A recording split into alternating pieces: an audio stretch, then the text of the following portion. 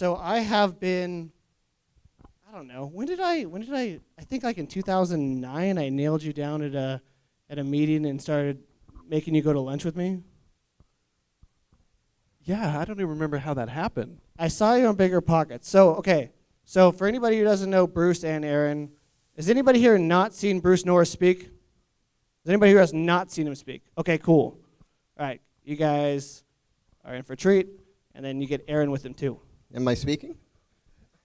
Well, sometimes. So I'm going to let Bruce and Aaron explain what they do, but the reason I brought them out here is we get a lot of questions about how do I get started, what does it take, and a lot of people really think it's an easy business. There's a lot of work that goes into real estate, especially building a company as big as the Norris Group or as well viewed as the Norris Group. If you don't know anything about the Norris Group, they have a very, very good name in the business. Most people refer to them as the 800-pound gorilla in Southern California market.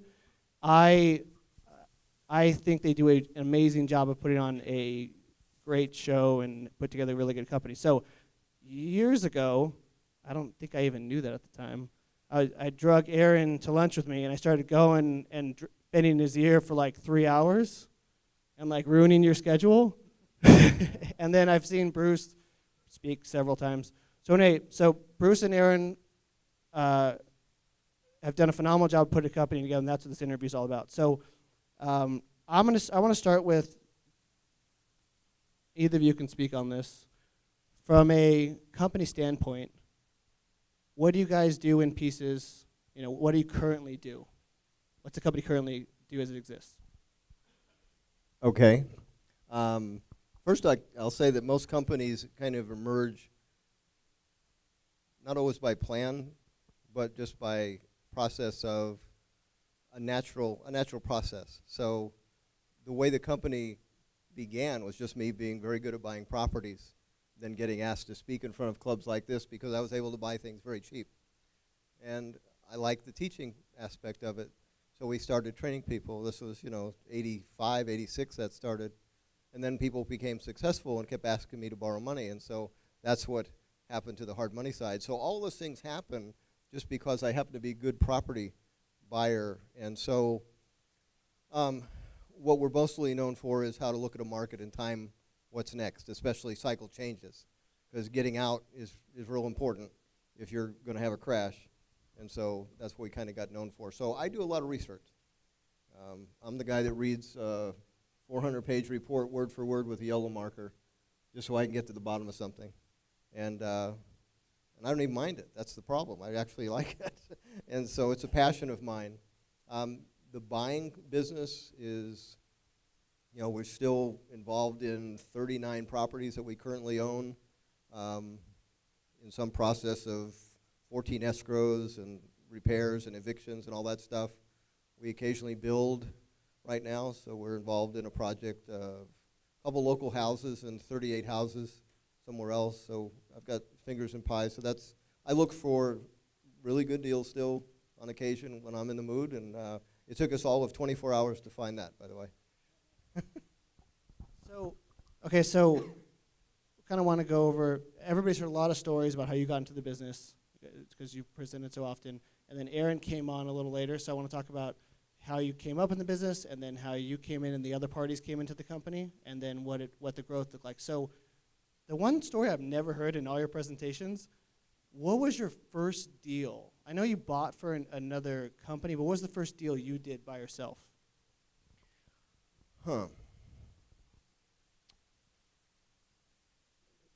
It's an interesting question. I'm not even sure I'm going to be able to remember it because it was simultaneous. It was so close to when I worked for the company. I'll tell you of this deal in Garden Grove because it's part of maybe what I like to do is teach people how to treat other people. But so this was very early in my buying career, where I had run an ad in the Register in Orange County, and responded to an ad. A guy owned a house in Garden Grove. And when I went there to negotiate it, it was uncomfortably easy. Everything I suggested, the man agreed to. I can only pay this much for your house, that's fine. Escrow has to be this long, it's fine. I need you to fix stuff, that's fine. I mean, in a monotone, that's fine. And it bothered me, because that's not my experience thus far. It's usually the walls sweat and, it's tough. And this was uncomfortably easy.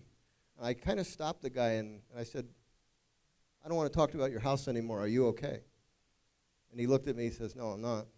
And at the time, I had just read a book by Og Mandino called The Greatest Miracle in the World, and it was a lights-out great book. And I said, you know what? I don't want to talk to you about your house anymore. I went and got him a copy of the book, because I bought a dozen of them to give them away. And I gave him a copy of the book, and I said, I'll talk to you tomorrow.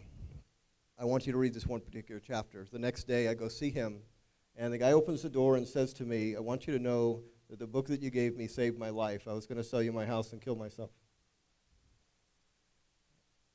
That was a great thing to happen in 1981 for me, because as my career progressed, I always remember to look across the table and see a human being, not a pile of equity. And there's been other stories that have been just as touching. And so that was, by the way, I bought the house. He said, I need to get a new start, but I'm okay.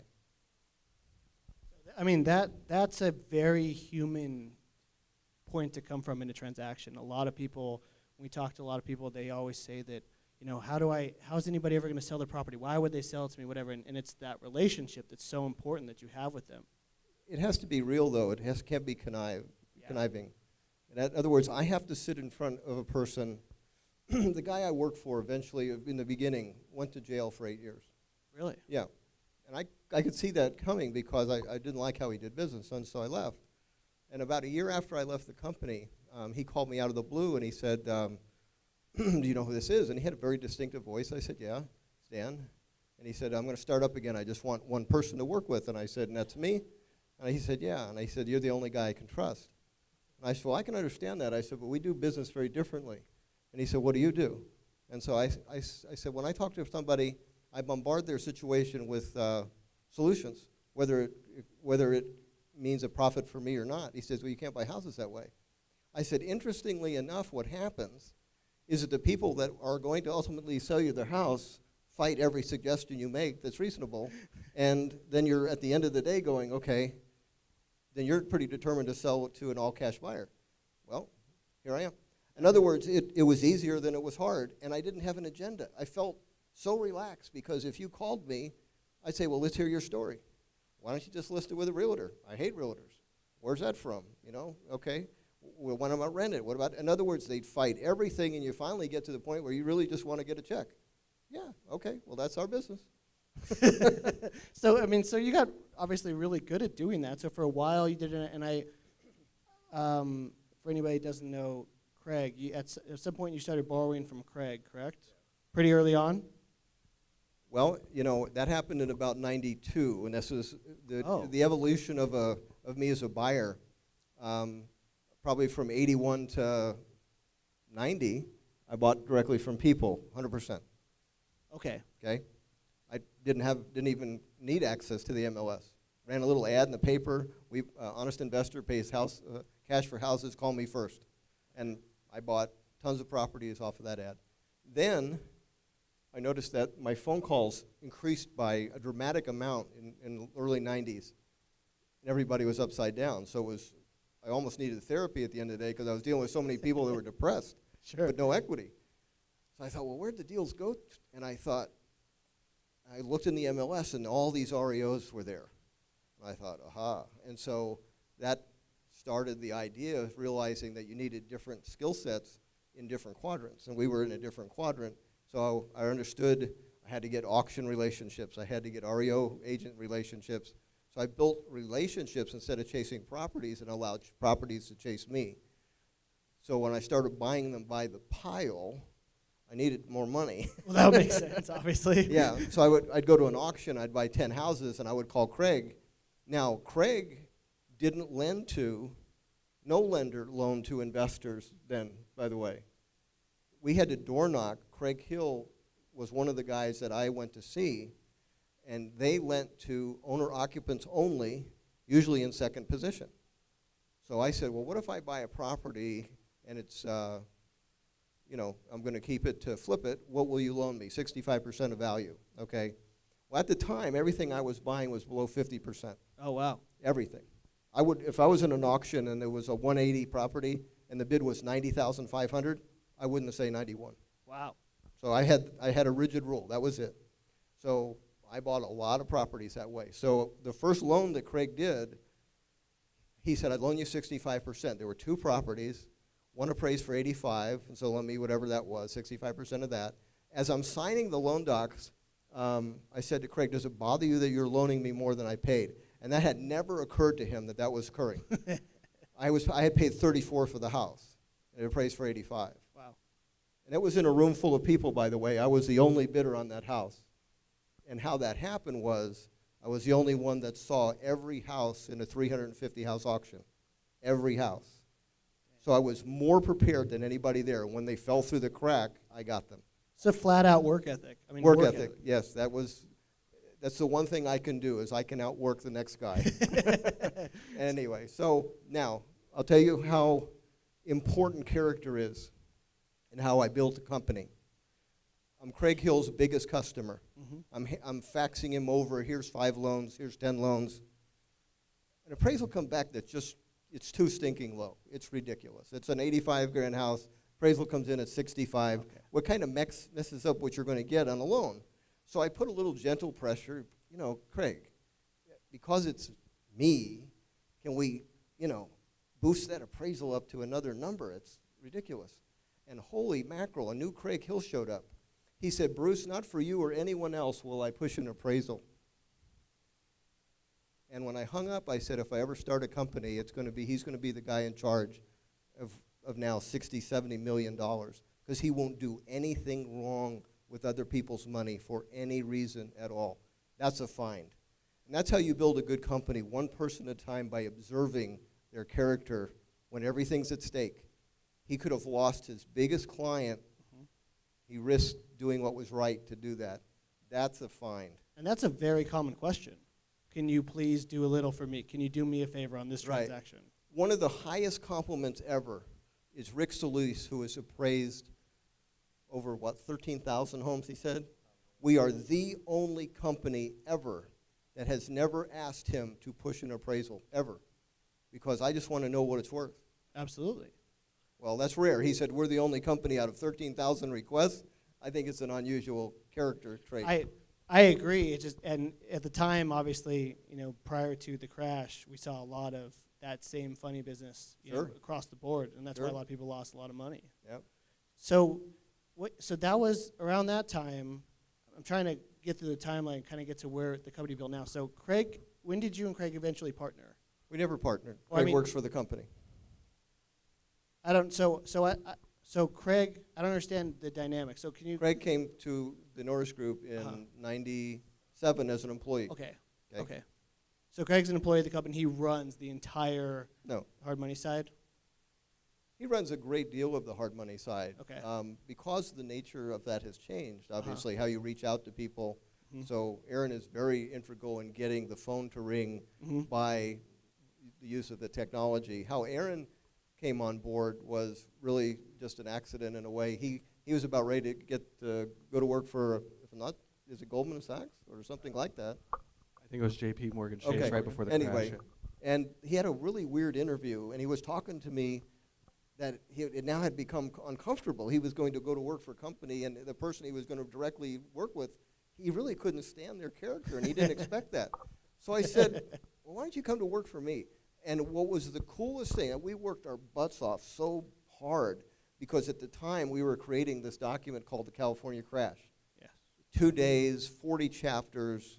Well, the reward came when the audience came in paying $2,000 a head to get this report, and when they opened it up, there were audible gasps on how cool it looked. Yeah. It was the first time he touched one of our documents, and it looked like Goldman Sachs had prepared it, 400 pages of it. It was awesome. There's a lot of nerds in the audience. There's like 2,000 charts, 400 pages. Sure, they're super pumped. So a lot of data nerds like, oh. Yeah, our industry had never seen anything like that, which was really fun. You never do. I mean, they look like, usually it's a printed out piece of paper with a chart or two and a story. And like I remember when I looked at All In or Fold, I was like, wow.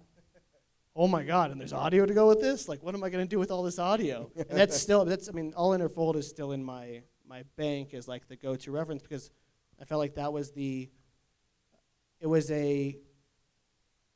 like you stated, a fair look at the market and where you wanted your money to go, right? Where am I going to put my money in real estate? And so to see, it's funny, you take your research, right, your experience, and then you take I talked to you a lot about what you did in New York and your experience there. So you come back here and you put the combination of the knowledge with the look and feel and the PR side of the company, and then you get what you have today. And like that, those reports are astounding in comparison to like what any other company puts out. What also is true is Aaron's character is amazing.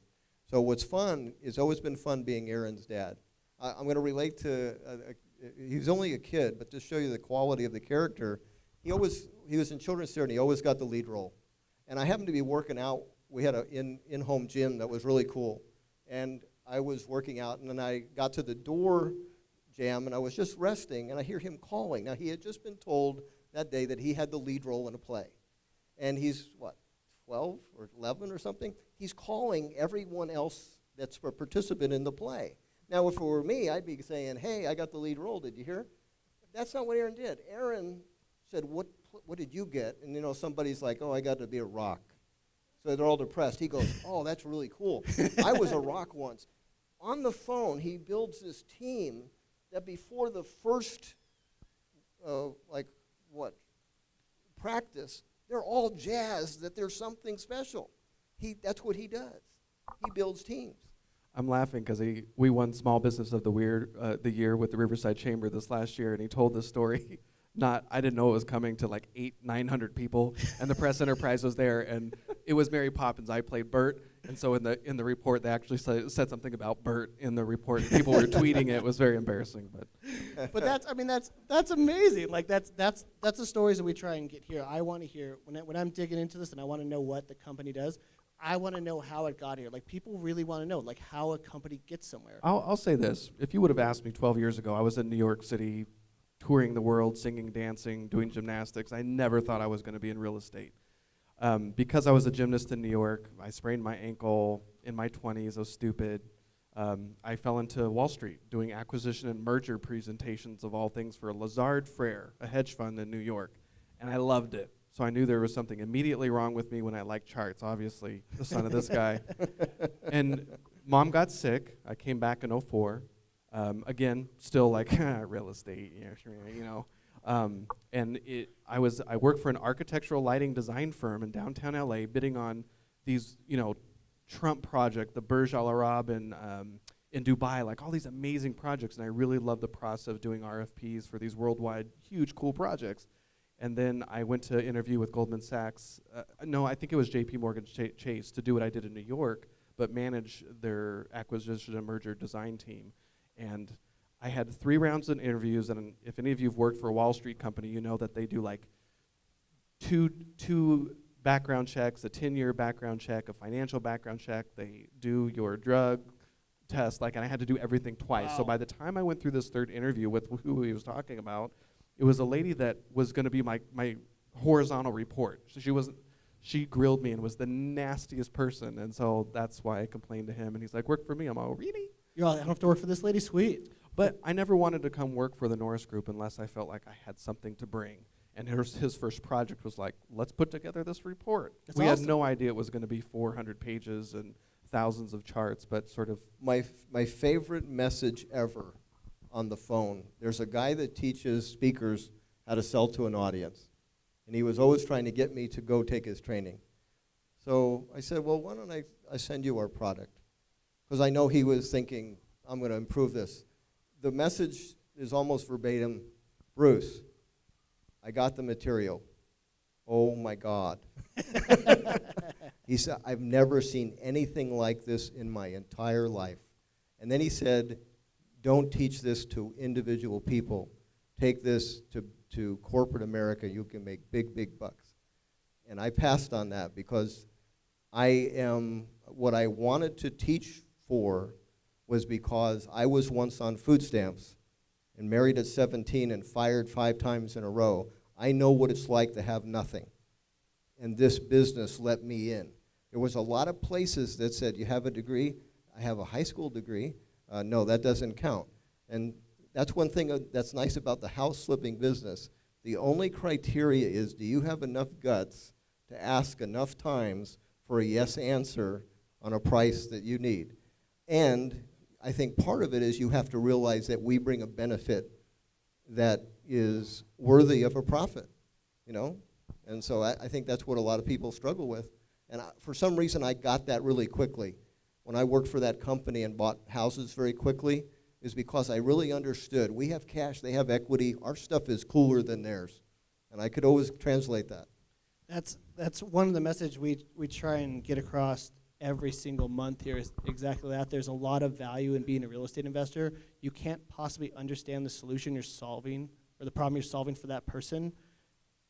It goes beyond any of your experience. Just trust that you're doing the right thing. If you're doing the right thing for that person, you're going to get a good result. I'll give you an example of, you know, we have properties that are in escrow. I just got a text today. We have a property in Moreno Valley, and the word was, okay, we've been in escrow now for about 40 days. We just got the bad news that the guy didn't make his last car payment, and his co-signer bought a new car. Wow. Okay, so that's going to fall out of escrow. You know, so we had a 40-day journey for nothing, and that's when you're talking to a seller and they think, wow, it's so easy to sell a house. Really? Oh, that's part of our job, is to say, you know what, I'm sure you really believe that, but let me string out the things that just have occurred to me in the last whatever. And, you know, I've had people move into my houses. I've had people steal carpet on their heads walking across the street because it was a tract home and it fit perfectly in their room. I mean, I've had about everything you can have happen. And it's just somebody going to write you a check. Give that some thought. Yeah, right. That's Just easy. quick. Well, it's like you told that CarMax story before, where you said every car that you ever have is just going to get sold to CarMax because it's an easy transaction, right? When I take my car to CarMax, I'm going to be there for 15 minutes. The guy's going to buy it wholesale, and I could care less. The same transaction. Yeah, okay, I know you're going to make a profit. I understand that. That's why you're here. But you do what I want. You buy it as is. You do it quickly. And I don't have there's no recourse. I'm not going to hear from you. It's over. You know, so and that's all we do in the house business. Drive your house up, leave with a check, leave some of the goodies for us because we solved your problem. It's a really simple concept. Once you get it, you're not embarrassed about it. It's like, oh gosh, I made an offer and everybody's mad at me. So what? Yeah, why not? It doesn't hurt anything. They just say no. Well, and sometimes they should say yes. And see, that's the difference between the great buyers and people that leave the business, is that you don't stop when somebody makes a mistake. You've just said no to something, and I'm sure you think that's a reasonable answer. Well, why don't we take a look at now what you're left with, okay? You're going to solve this vacant home. How long is it vacant, by the way? Vacant for 90 days. You think you have insurance, but you don't. You don't have insurance. Do you hold all the properties in the same title? Oh, you do. So literally you're risking your entire net worth on that. What if somebody breaks into your house and they cut their wrist and you're going to get sued? You could lose everything you have. Did you know that? Have you ever fixed a house? Have you ever hired a contractor? I mean, have you ever gone through escrow? Have you ever fought with an appraiser on value? Yeah. In other words, you're about to take on an industry you know nothing about on A, or B, you can get a check and go home. I'll take B. So you came back from New York, and that's when I ran into you shortly afterwards. And Bruce was presenting, I remember, 'cause Bruce was presenting at Wholesale Capital in that little loft Ed had up top. Oh, wow. That's when I ran into you. You had just created a profile on Bigger Pockets. I cannot promote that site enough. And I said, hey, there's a guy in Riverside. Sweet. Aaron, good to meet you. And then I saw you at that event, and I walked up and talked to you. Now, when you first came back, you came back in, what year did you come back in? I came back in '04. Okay, so I met you in '08. Yeah, but I didn't move back to Riverside and officially start till late '05. So I just hit my tenure with the Norris Group. Okay. Yeah. Wow. Okay. So, God, it's crazy to think about that. So when you came back, you put that report together. You got a really growing name. It wasn't just that. He had it backed up. He basically sat me down, and the former marketing salesperson, wanted to make him a brand name. Okay. I think her goal was to have him on Oprah, if at that. Okay. Yeah, they wanted to do national. The problem was, I have very specific knowledge about how the California market Sure. works, and I would have to have diluted all of my education to make it palatable in New York, right? In other words, how can I talk specifically about how the timing works in California and New York? Makes no sense. And I didn't want to study 50 states. I mean, having studied one, I understand Sure. the undertaking is rather, so what he's saying is, what we did is, and this was from a book, Good to Great, and it asks you 3 questions. What can you be the best in the world at? What are you passionate about? Is it economically feasible? So we decided to get away from a national picture and back into California-only education. And that's really where all of the stuff that we know, now all of a sudden we were very free to share. This set of charts means something very specific to California. I always get asked that. Is that how it works in Arizona? I haven't got a clue. Haven't ever looked at it. I have no idea. Well, You write the report and tell me. Well, he wrote a report in '97 called The California Comeback, and it was 8-year journey of price that he Yeah. predicted. Yeah. And at the time, it was sort of a, Dr. Carney at Cal Poly Pomona sort of did it as like a, here's my report, and oh, isn't this cute? Let's have him come speak to my club. But one of my all-time favorite moments of the Norris group is there's 3 PhDs that worked at Cal Poly Pomona that took us to lunch. And I think you were not at the table, but they said, we need to know his secret. He uses our own data, comes up with better predictions than we do. And he is now the chair of the Real Estate Research Council at Cal Poly Pomona, and I'm certain he's the only one without a college degree there. But he's made more accurate predictions in a row than probably any of them combined. Oh, I totally find it fascinating. We were at that research council because Beverly would take us there and we'd go watch people speak. And I remember I owned 3 properties, which, by the way, I gave all these properties back to the bank. So I had 3 properties at the time, and I was certain I was going to make a profit on them. And I looked at Dr. Carney's charts, and everybody's in UCLA's, and they all showed this like little sliver. And this is in January of 2007. We're going to see a slight downturn.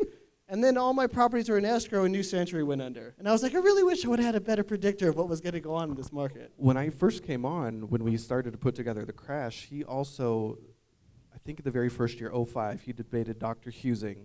And I will never forget the moment because Dr. Husing opened up his presentation. It's why we knew about the Nixon Library. Okay. So that's where we did the debate with the Southern California Builders Institute. He started his presentation with a little girl blowing a big bubble gum.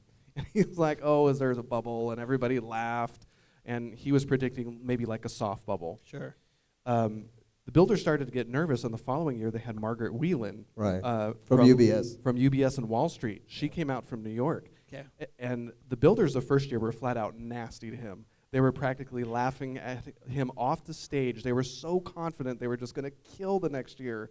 And he's told them then and there, I would sell everything, and you'll buy it for half off in like a few years. And they just thought he was a loon. Margaret Whelan comes back the next year. They only had you back probably because they started to get really nervous because things started to change.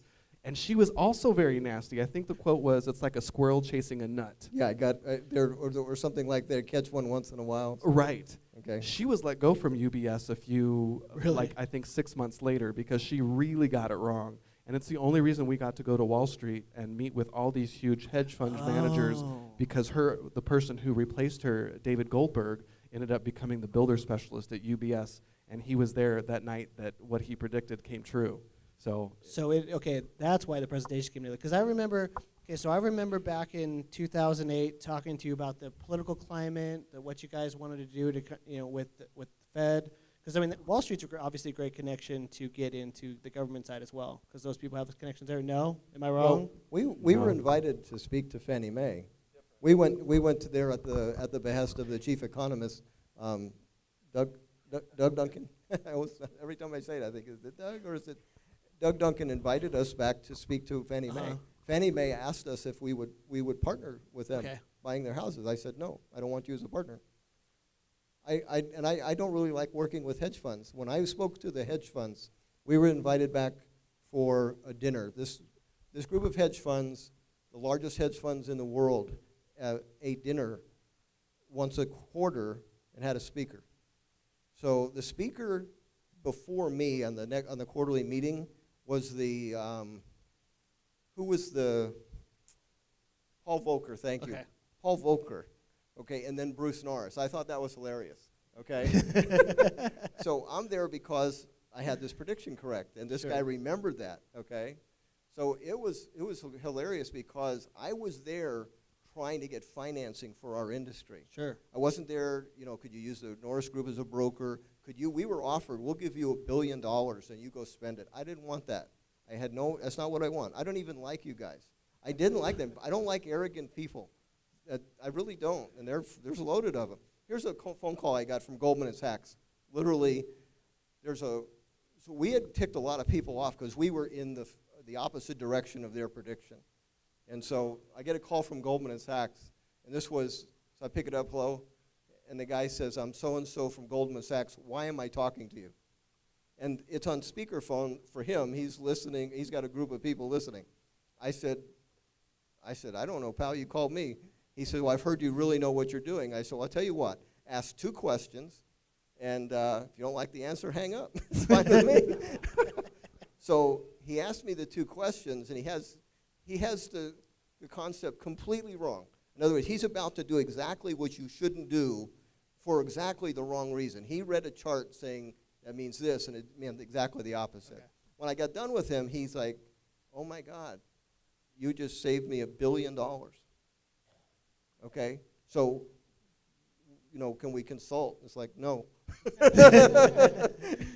So, I mean, what I'm hearing is essentially built your own name, then you started speaking in front of small audiences, and then larger people started noticing, that you stuck with what you knew, you got better and better at, put the work ethic in, and then it seems like every story is like a progression of a larger and larger audience sort of asking to hear you talk. Yeah, it takes time, especially with the press as well. I mean, for those of you in the audience, the Press Enterprise, you might remember Leslie Berkman with the Press Enterprise. She was a real estate reporter for years and years before the recent shakeup, and these poor guys are generalists. It's very rare now that you get somebody who just covers real estate, who even understands. But at the time, she would call him, and he's so patient. She would ask the same question, like, what is an REO? And he's very patient with press. Sometimes they just call to ask him questions because he's very nice and doesn't make them feel stupid for not knowing the answers. But, I mean, that was over a decade of them watching us, learning, slowly starting to come out to things like I Survive Real Estate and watching his predictions. Because, believe me, they don't come out on a Saturday to anything. Sure. So, and you send them a report, and they're like, can I get the one-sheet bullet point list of what this says? So you really have to spoon feed it, but it's relationships over years. So what's that like? I mean, I've noticed that when we borrow money from people, that it's a sort of a credibility thing. You borrow a very small amount, and then you borrow a little more, and then people start trusting with their capital a little more loosely because you're really looking out for the best interest, and it grows and grows. No. Okay, I'm going to correct that. Sure. Most of the time, the borrower is looking out for their best interest, and that happens more easily when you're trusted with large sums of money. Yes. That could be completely phony.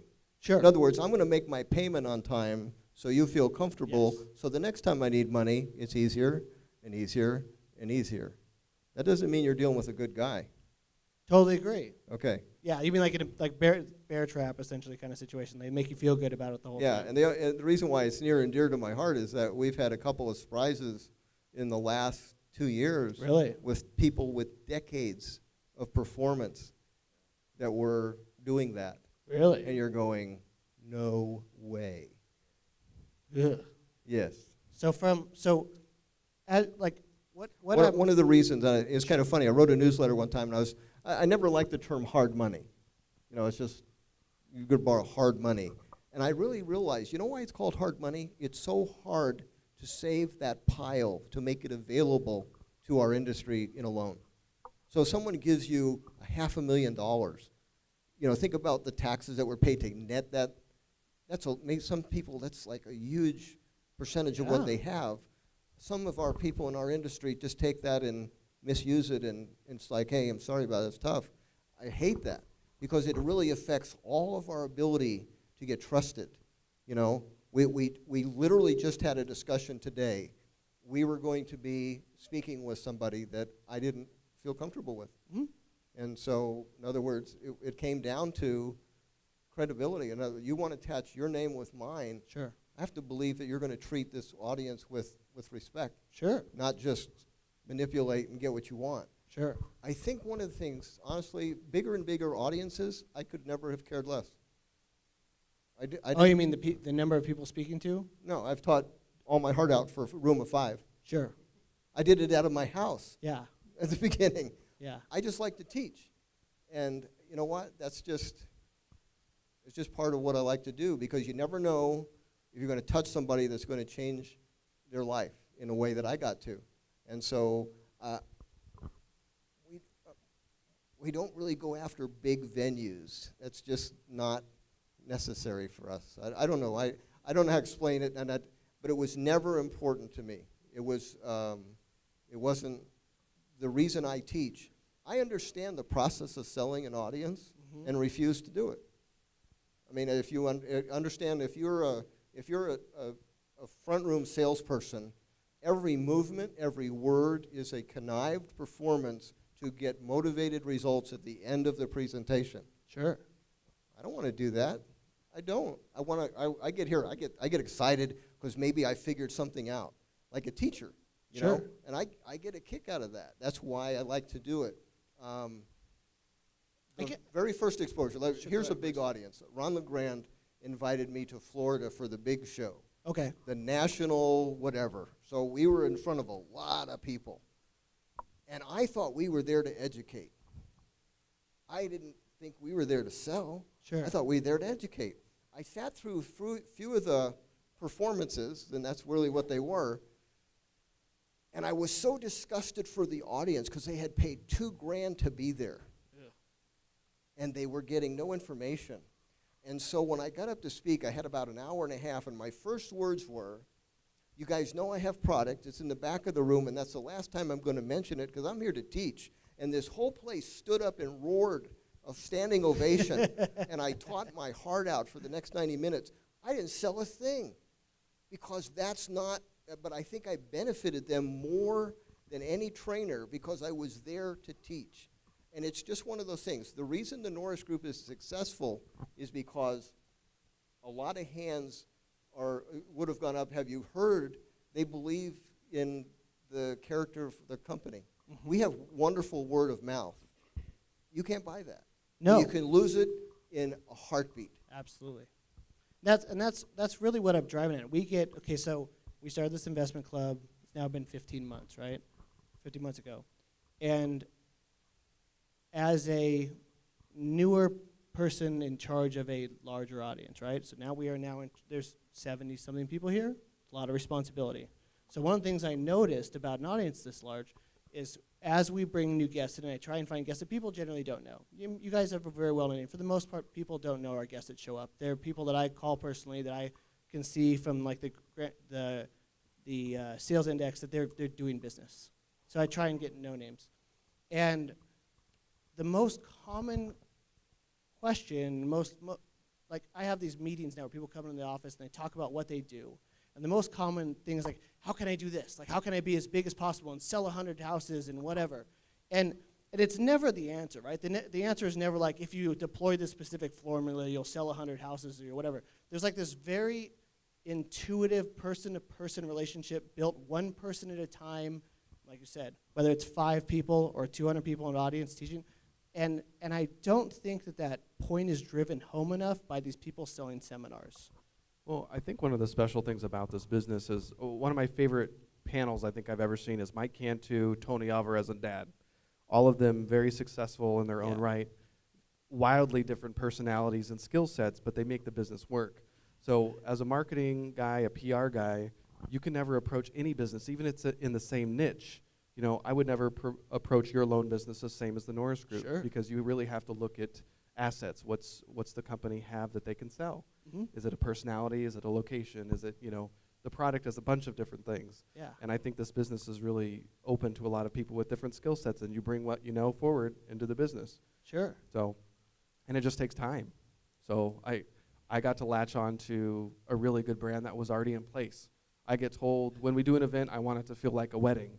As a marketer, I'm like, what? Yeah, so, you can give me a lot of credit, but I mean, it's, oh my gosh, I've worked for companies that I'm like, please don't, I don't want to work here anymore. It makes me depressed to come to work every day. That's my point. Like, so when Yeah. I asked you guys to come out, the one thing I really wanted to show is what happens when you attach a good name to a good plan, right? Like, that's what you did. You attached a good name with a reputation to a good plan. And it always changes, by the way. No, yeah, absolutely. Well, from the way you told me your calendar looks, I suspect it does. But it's been very interesting to watch you guys grow. So I remember I was door knocking in like 2002, and some guy comes up to me and he's got the sheet in his hand, and he went to one of your classes, 2002, 2003. It was like, and I don't know, what year did you start teaching? 80s. Okay, so some guy from early 2000s, and he's like, "Have you heard of Bruce Norris?" And I was like, "No, who's Bruce Norris?" And he was all excited. And I had just door knocked this house he was going to walk up the door to. He had a list of foreclosure properties he was going to go door knock on, and he was like super pumped. And that was my first Bruce Norris experience. And I had to go back and I called one of my old partners and said, "Chuck, who's Bruce Norris?" And he says, Chuck. That's yeah. funny. Is that a joke, Chuck Norris? No, but and so he's like, "Call Ed Hoffman." So I call Ed Hoffman. I'm like, "Who's Bruce Norris?" And so somebody explains to me who Bruce Norris is. And I'm like, "Oh, okay." So he's a real estate educator, and that's how long I've heard your name. But by the way, the real estate education was never part of my thought pattern at all. Yeah.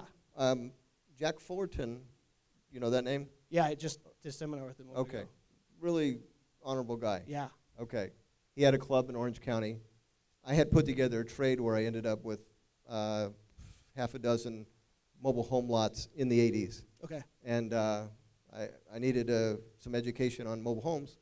And it just so happened that the speaker for his club that night was talking about mobile homes. So I went to the first club meeting ever. Now, I had already bought a lot of houses. And the first thing Jack Fullerton says in front of the audience is that anyone that says they can buy and sell houses, make an immediate profit in California is lying. I went, oh, that's really weird. That's what I do. Yeah. And so I was the last guy, and that's usually a problem, right? The last person wants you to walk you to your car, going to take you to dinner and everything. Okay, I was that guy. I said, I just want you to know that what you said at the beginning, I do. And in the parking lot was 2 cars. His free and clear beater and my 1986 brand new Mercedes with the windshield wipers on the headlights. Okay. And he just thought, what a joke this guy is. So it irritated me, and I took a picture of 100 properties I had done with the numbers, and I mailed it to him. And he called me back. He said, I've never seen anything like this. Do you want to speak to my club? And I said, speak to your club? Never thought about that. Sure, yeah. And I just, because I am a teacher, I like to teach. I said, okay. And I was nervous. Yeah. And he did the best thing for me. He usually fed the speaker before. So he could see I wasn't eating. Give me a bowl of soup, and it just sat there. He said, are you okay? I said, yeah. He said, have you done this before? No. He's like, oh, no. But the response was so great. It was so fun. And in the audience was someone that worked for A.D. Kessler. And next month I'm writing for National Magazine, Creative Real Estate. Really? Yeah, it was just ridiculous. And all of a sudden, okay, so I'm sort of on the map. But what he did for me that night, he told me this. He said, forget about what's in this for you. He said, you really have something to offer tonight. Give to the audience. And it really struck me that that's what I would always do, that I would always sit there and say, okay, who am I speaking to? What is it that I want to share? And part of it is I want people to understand the reason I started teaching is for the industry to look across the table and see a human being to deal with, not just a pile of equity. One of the deals I passed on early on, first door knock ever of a foreclosure. About a 75-year-old lady answers the door. I said, hi, I'm here to talk to you about your loan that's behind. She said, oh, she says, we knew you would come. Come on in. So I thought that was interesting. So I come in the house, and her husband sit down with me. She said, we know we're going to lose the house. She said, we'll just deed it to you, and but we don't want any wood put on our windows. I said, okay, well, what's with the wood? She said, it's everybody that loses a house has wood put on their windows, and we don't want to be embarrassed. Now, they had a 65 grand house, and they owed $13,000 on it. Wow. And she wanted to deed that to me. I took my salesperson's hat off, and I put my grandkids' hat on, basically, and went to protect her. And I said, do you have any kids? Yeah, somebody's going to come home from college, in about an hour. And I said, well, I'm really hungry. I stayed until the kids showed up, and they refied the loan because I wouldn't buy it.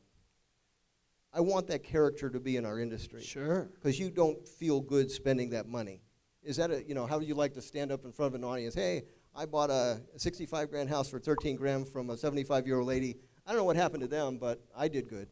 I bought all the presents for my kids. That's not the money I want. No, absolutely not. Okay. That's the best part about our industry, though, is I think almost every scenario can create a win-win-win across the board if you schedule it, if you do it right. Yeah, Christina and I were talking about sort of the community that's evolved out of the downturn. The clubs have really changed. Sure.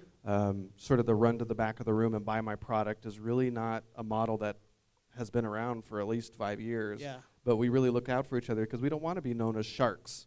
So when I first started, when we started the radio show, Yeah.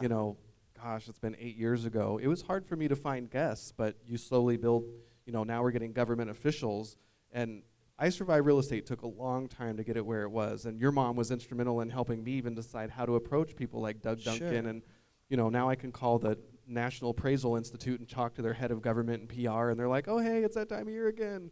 But, as an industry, we don't want to be seen as sharks, and I think that's what our goal has really been. I call it soft lobbying. Sure. Like, we're not going to raise money to go lobby on the Hill. It's not my goal, but for them to look at our group and say, like, oh, hey, this is a constructive group of people who treat us nice and do good for the industry, awesome.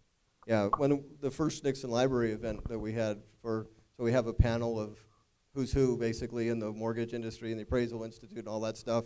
And I asked for the audience. I said, how many of you are real estate investors? Everybody's dressed in suits and tuxes and stuff. 400 people raised their hand. I look at the panel and I said, I just want you to know what investors look like.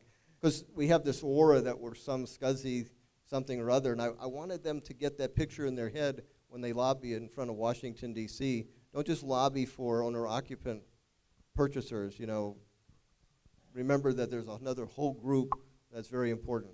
I was fortunate enough to be there because I was broke, and Aaron said, hey, we have these extra seats. Do you want to come sit down? And I said, yeah, I think I can find a tuxedo. And I sat in the back and watched the entire event. And that was one of my first sort of impressions of what a really well put together. Obviously, it's just gotten better and better over the years because we just came this last year. I saw the first, and I saw this last year, which is the difference. It wasn't dramatic, but it's just a production now, and those people on that seat get to see that, right? I think what was also different this year is the panelists trusted each other. Yes. And that was really cool. It was a fun event. It was everybody kind of got along. They talked to each other instead of fighting each other. The narration went really well. The way you broke it up. They could disagree agreeably and try to get to a better place, and that was really great to watch. So. Because I'll keep you up here forever if I keep talking. The Norris Group now is, I know you're not here to sell anything, but essentially you have the digital side of the education. This is how long I've been around. Yeah, when I first came on, I didn't finish telling that story. Okay. I came on to do his market timing report, and then I don't even think it was 2 weeks later, we came out with the California Only Investor Essentials, which is 120 pages for the very, not basic, but this is the core of being a real estate investor. And then we followed it up every other month with a 2-day seminar, buying systems, negotiating foreclosures, and then a year later selling systems. We basically created 1,600 pages of text. Oh, wow. 40 plus hours of information, all within about a year and a half. Okay. So my first year with the Norris Group was just all trying to download his brain onto paper and create the most California-specific, market-based information, basically saying, here's where the market's at based on timing, and here are the most likely strategies you're going to use to make money. So a year and a half ago, we were looking at the stuff from '06 saying, man, do we reprint all this stuff? And it's a huge investment to print that much stuff, but in today's age, you can't do that. It's just not relevant, a decade later. And the information's still good, but it's not up to date, and he uses so many charts in his information. So We've been under a slow but steady process of upgrading everything. We did a survey last month, and people weren't very helpful. They basically said in equal parts they like to listen, read, and watch information. So you have to do all of it so to make everybody happy. So it's been a very difficult process. I've learned a lot about technology. It's expensive to code and to develop something, but we're trying to make it 21st century friendly. So everything's going digital. Everything, yeah. What's cool about it is it's now dynamic. It can grow, it can expand. We Yeah. can have experts that's outside of my expertise come on and say, okay, let's talk about black mold. You want to know what it looks like, how to remediate it? We can have that. And so it's pretty neat. And we, since we are respected, we have cooperation from a lot of people that have niche expertises that will say, yeah, you know what, you can have a certain amount of my time or I'll write the whole chapter for you on this or that. And that has a lot of value. So that's kind of fun. Yeah. Because you'll constantly have this, all will always be current, and it'll be new stuff too. It must be pretty cool to see like the material that you saw at first when you started buying real estate, and then now to have this dynamic platform that's kind of a little multi-headed hydra of real estate education, right? I mean, Yeah. it can hit all facets. Yeah, this is the guy like 2 years ago who would lose his cell phone for months at a time. Like, I tried to call you. He's like, I can't find my cell phone. Now he's texting me, like, text me the address. And, so yeah, the website has got 2 breaking points. It's mobile friendly, and he thinks it's cool to see. You know what? You can't make any assumptions anymore. User interface is so easy. Yeah. My grandparents, they have smartphones now, and they're signing my Facebook. You haven't called me, and love I haven't grandma. heard Yeah. you, yeah. So it's just, you can't assume that our boomers and over are not going to participate in the technology revolution. So Yeah. it's been fun. I And mean, you that, have to do it. that demographic is, I think, one of the fastest growing anyway. But it's I think it was I told you before, I think it was a great move. I think the digital side of education, you can reach far more people than you could with if the objective is to bring good education to people to change their financial situation, to be able to put it on an online platform which anybody can access it to for a small fee is amazing. Did we make your favorite website list, by the way? No, but I can put it on there. Can we be 21? No, Todd's telling me it's my 5-minute warning. I should know that sign. I'm sorry, Todd. way to blow up the spot. The audience didn't know. I'm until you believed. did. But I'd be happy to put you guys on. Honestly, the idea is put good education, good material in front of people. And matter of fact, I mean, it's funny. You're a hard money lender. We're a hard money lender. We're a very, very small niche hard money lender. Does a very different product. We made a 6-month run at attempting to broker stuff off to Lending Home, which I dramatically regret ever attempting because it was a giant waste of my life. But in this business, people compete, but they don't, right? As long as we're all on the same side of this fence, the sort of black hat, white hat side of the fence, as long as you're on the white hat side of the fence, we're all in the same business. And there's plenty of room for everyone. So, yeah, by all means, happy to send people your way or anybody else. And like I said, Bill Tan's thing tonight. I took Bill Tan's class. It's phenomenal. I walked out of there like, I can't believe I took 12 years to take a financial calculator class. I was like bummed that I didn't learn it earlier. I wish I would have taken that before my MBA course. Right? Just like, it It's shouldn't have been that hard, yeah. It's so simple. So do you guys have, I mean, we're essentially a no sales club, but do you guys have anything that you really want to convey to the audience? Anything you guys have coming up you'd like people to come to? Anything that you could encourage the audience to take away? I'll say that I Survive Real Estate is online. We're airing it via the radio show. It's my favorite year we've ever had. The candor and the humor, the speakers and the level of speakers we had was pretty phenomenal. But it's online for free. You can see isurviverealestate.com. We raised $75,000 for Make-A-Wish in St. Jude. We pay for the event, so 100% goes back to charity. But it's there for our industry, so it's free online. The only event we really have coming up, actually, he is launching a new talk, which I think is really important because we get phone calls every day with people stressed out. It's called Cashing in on a boom or something No, like that? no, that's the seminar, but your new Something talk C- is cash in. Something, I'm like, yeah. hold on, let me pull my Cash in, app stay out. put, or exchange There you seats. go. Oh, there you go. And what's been happening a lot, depending on where people are at in their career, they're calling stressed out, afraid that we're in a crash. And he basically gives about 6 reasons to do each one of those things inside California. Okay. And I think it's really refreshing. And then February 6th, we have a Southern California cashing in on a boom, strategies that are working in today's market. And it's going to be right here in Riverside. Sweet. All right. So do you guys have time for a couple questions? Sure. Okay. Does anybody have any questions in the audience? Todd's got a microphone. He'll walk up to you. Hi, Andy.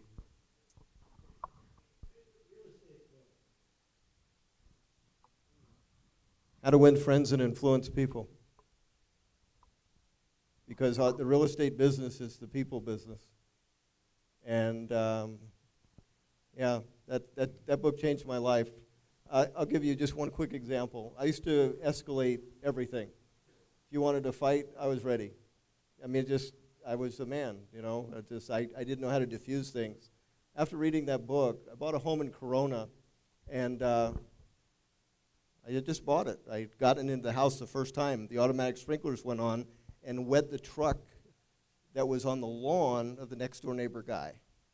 He came and pounded on the door and cursed at me saying, "Your water just ruined my wash job."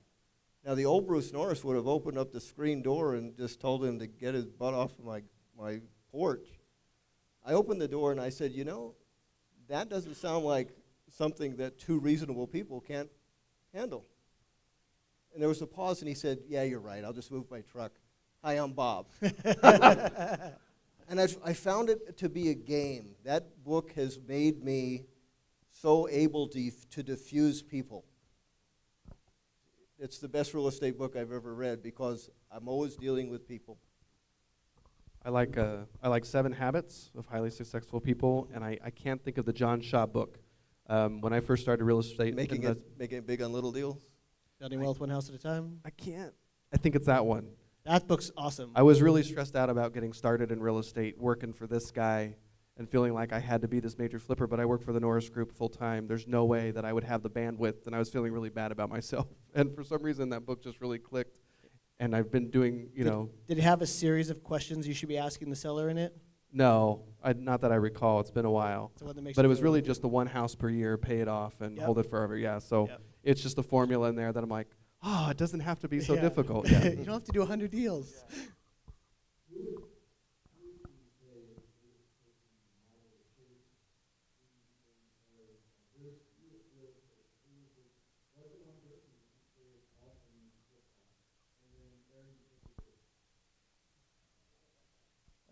No, I never really, I didn't attend real estate seminars. The first real estate seminar I attended, I gave. I didn't get educated that way. Usually when I get into something, I make all my mistakes originally, and I learned the hardest way you can possibly learn. One of my best friends that I made in 1985, we're building a project of homes right now, but he was in the car industry, and he took me to an auction, and it's called Cade in Orange County, and left me alone for 10 minutes, and I bought 4 cars.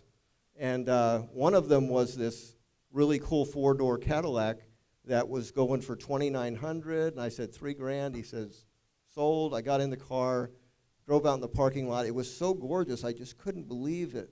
And then when I went around to the other side of the car, it was all caved in, and I hadn't gone to the other side of the car. That's how I learn. Jim Rohn was the biggest influence for me. He was able to crank my effort up by not letting me off the hook. He really got on your case about giving something your all. And he taught me that you could compete at very high level even though you didn't know what the other guy did. You could work harder. So most of my successes have been because of hustle. And I'm glad it was that way because I'm not that bright. But I can work hard. That's so not true. You should have 2 PhDs. You should see his bookshelves. That's ridiculous. And for me, modeling parents, both of them, I think our family is fairly competitive. Borderline aggressive when we can get in that mode. We definitely learn how to hustle when we not that could be used very wrong term, but to work hard. And then I had really good on-the-job training as being a performer since I was 5. You learn a lot about rejection and not to take it personally. So, and then you compete with the best in the world in New York City and get smacked around, and it's good. Being a waiter, a lot about customer service, working on Wall Street, looking at people spending millions of dollars behind a brand and how important it is to keep it clean, consistent, concise, and communicating. And then one of my favorite jobs ever was working for a mid-century antique store in New York City for 3 years, learning that the form and function, the sort of the Bauhaus technique of creating in the 50s. So, in the early 2000s, I'm selling $10,000 coffee tables, and something that probably was worth a fraction of it 50 years later was selling for $10,000, but it was because it was built by Swedish, in Indiana by Swedish practitioners, and it's still held up today. So quality, form, and function. So I learned a lot on the job, very random things, but you pick a piece and bring it with you on the road. Interesting.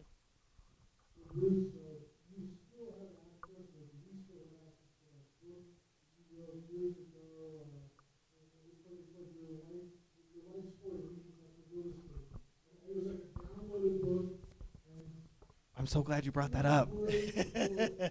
You've been trying to get him to put it on there? Thank you. Aaron has asked me to write a book this year about my journey through this industry, and I have promised I will do that. But, one of the reasons I'll write it is because I think how we've handled the business has made me proud that I could show my sons how I got where I got without changing anything and without them being disappointed when they showed up at work saying, well, I know we did this at home, but we do this at work. It was congruent. It was the same. And it was why we were successful.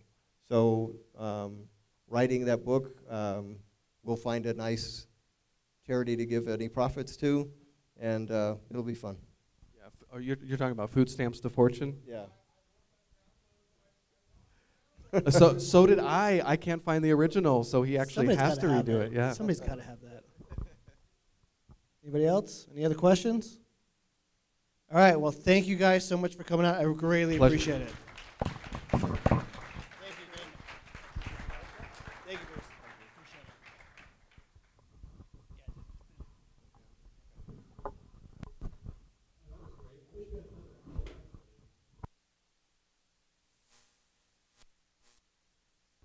Yeah, I did not have enough time. Oh, sweet. If you're a book club member, Andy's got the books. Okay, so this is basically the end of our meeting. Like I said before, we're going to be doing this again on December 21st. Oh, no, I was got the date. It'll be the Monday before the 4th Wednesday that month. Right now, we're going to convene the room as long as we'd like, but typically most of us like to go to the presidential lounge, which is in the lobby and push it in. They just put 3 up coming in. So, yeah, go down and meet us down in the presidential lounge, and we'll do some more networking and stay here all night if we have to. Awesome. Thanks, guys. Thank you all Appreciate for it. coming.